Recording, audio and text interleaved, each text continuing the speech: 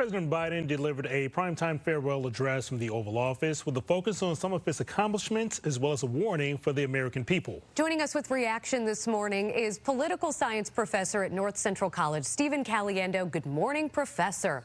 Good morning. Good morning. Good morning. President Biden, he never mentioned President-elect Donald Trump by name, but warned Americans of a developing oligarchy. Why do you think he took this angle? It was interesting. All day yesterday, I was thinking about President Eisenhower's farewell address. That's one of the most famous ones, and it's famous because of the warning that he gave about the prison-industrial complex. And of course, you heard last night, President Biden actually referenced that particular speech and was clear that he was making a corollary with his warning that if there's concerns that I'm raising the alarm now, you don't want to be 60 years down the road and not heed the warning. And so I think, you know, he took it very seriously, didn't mention President Trump by name, but he did reference the incoming administration at least once. And Biden also offers some solutions to some of the problems he's identified, including maybe term limits for the Supreme Court. He's also calling on Congress to amend the Constitution to make sure that no president is immune for crimes that they commit while they're in office. Now, neither of those is likely to actually happen. So what message do you think Biden was trying to send? That's a great point. No question that those are things that aren't going to happen, certainly not in the next 2 years or the next 4 years.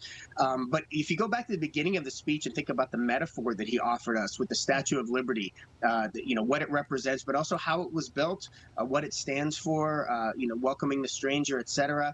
But then he gave this sort of dystopian vision of a concern of it crumbling into the sea. It was almost like a Planet of the Apes sort of thing at the end there.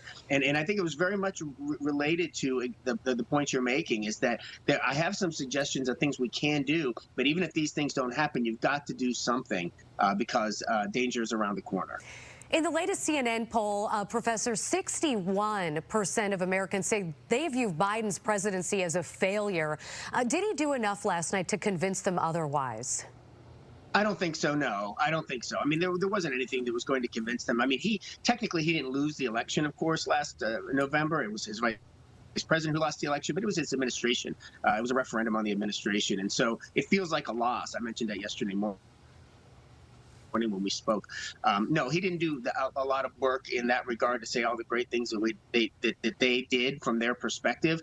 But it was really more of a warning about not only oligarchy, but the bumpers of democracy, which seem to be coming off. And I just don't know, as I'm thinking about, you know, watching the folks who are watching, if it matters that much anymore. We're watching if you watch the congressional hearings, the Senate hearings for the confirmations, on and on, these folks are just saying because President Trump got elected, I don't have to answer your questions about whether or not I'll uphold the Constitution. And so it's going to be up to the American public to decide how we want to approach this next 4 years. Professor Caliendo, thanks so much for your time as we look back on the legacy that President Biden leaves in office.